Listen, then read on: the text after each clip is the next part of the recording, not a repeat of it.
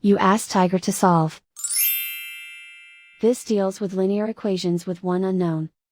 The final result is c equals 3. Let's solve it step by step.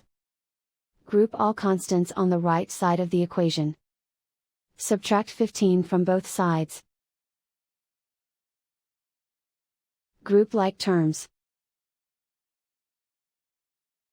Simplify the arithmetic.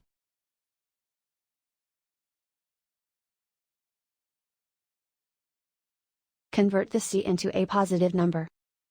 Multiply both sides by -1. Remove the ones. Simplify the arithmetic. And so the final result is c equals 3.